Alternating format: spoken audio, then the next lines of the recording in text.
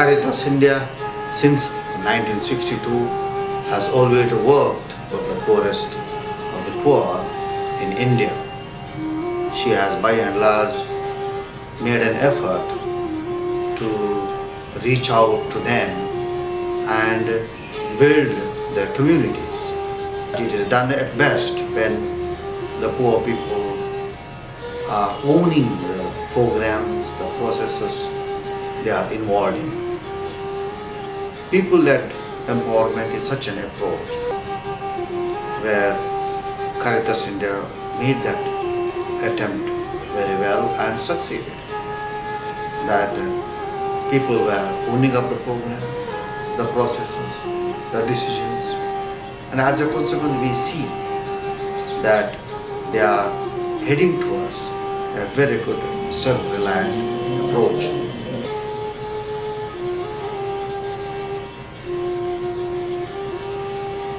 Farm Northeast program is an innovative step in the development journey of Caritas India. Ownership is the key to this approach. It's the ownership of the processes of change, that is, from the germination of idea of change based on the local need and banking on the local wisdom, to the end lines of sustainable processes of change for greater sustainable impact in the society. Subjectivization is another important key wherein the people are no more the objects at the receiving end but subjects in the decision-making capacities. Caritas India plays a small but significant role in facilitating this process with a new change narrative through this program of facilitating agricultural regenerative measure in northeast of India.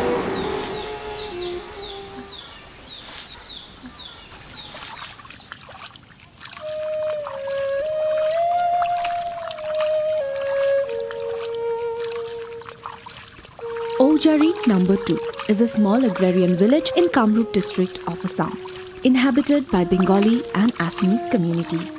But it stands special. The village is one among the 8 project villages in the area that has resolved to cultivate their land only with local high-yielding varieties of paddy seeds, thereby rejecting hybrid varieties. They discovered that the cultivation of hybrid variety of paddy involved higher input costs as compared to local paddy varieties and were more prone to pest attacks. From our side, a platform was created by the Farm Northeast staff supported by Caritas India. A series of meetings were done where the farmers came together. They shared their experience of using the hybrid or the local variety of seeds, and difference was found immediately.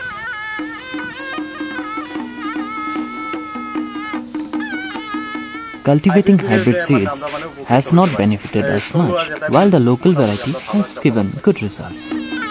The hybrid variety requires excessive manure and chemicals which affects the taste badly.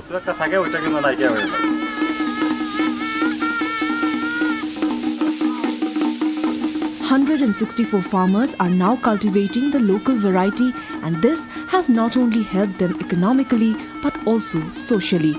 The farmers from nearby villages are now considering the option of adopting the local variety of seeds.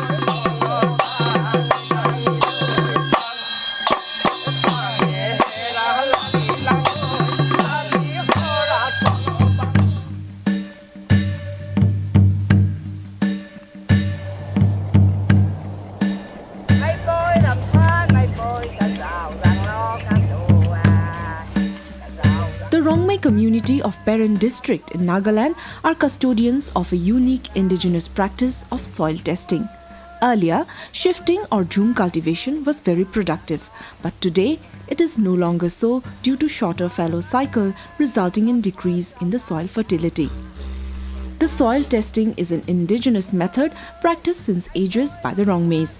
This method helps to identify the soil type for different crops by its taste.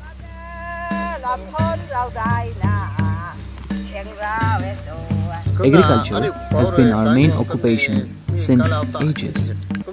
Our forefathers told us that black soil, sandy soil, and red soil are always fertile, and accordingly we cultivate.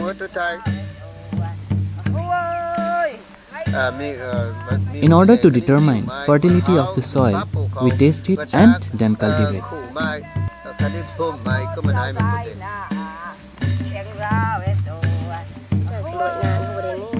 We are inspired by our fellow farmers who have revived our forefathers' cultivation practices. The yield in our farm has also increased after we adopted this practice.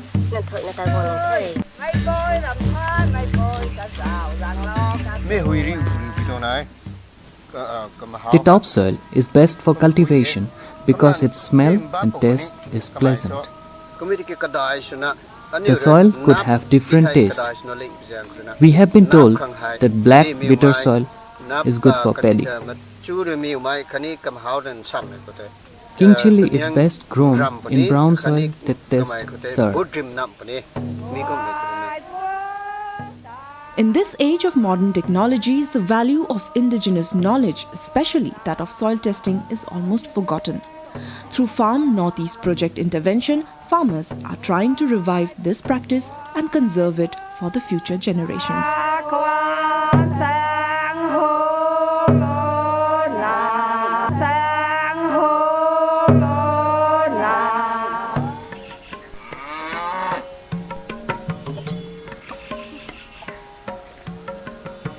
For farmers of Subalgarpara in West Tripura district of Tripura, persistent cattle grazing posed a serious threat to the entire village, where people mostly grow vegetables round the year for their sustenance.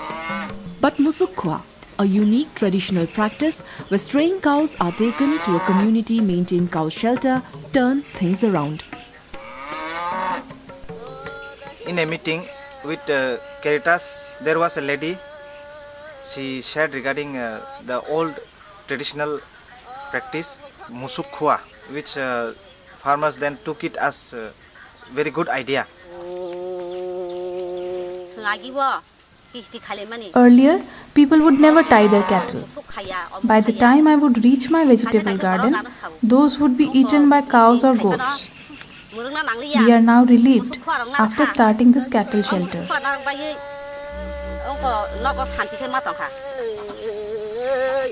The Farmers Club members would make a public announcement in the market area by beating drums to inform the alleged owner that his cow has been caught grazing and put in the Musukkwa, and that he must come and pay the fines to release his cow. If a cow is only caught, the fine is Rs 100, while that for overnight detention is Rs 200. So, people have started to tie their cattle now.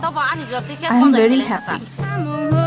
Today, the Farmers Club has been able to earn revenue through fines imposed on owners of straying cows, and people are able to cultivate freely throughout the season.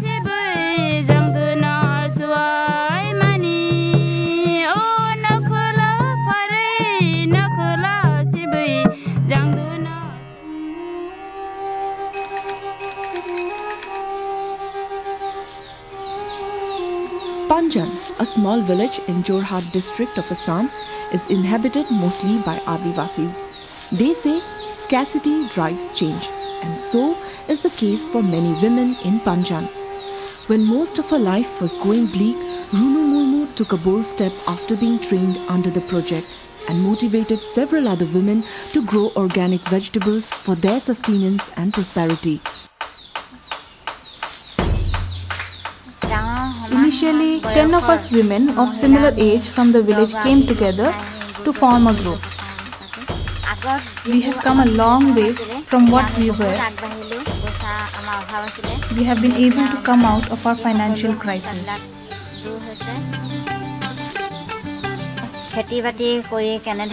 We discussed how we could be self-reliant and support our families through farming, and then started working on it.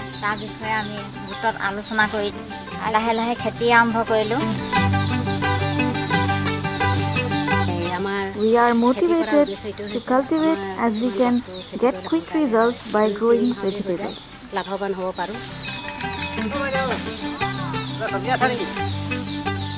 We grow bottle gourd, pumpkin, bitter gourd, potato, chili, cabbage, spinach, etc.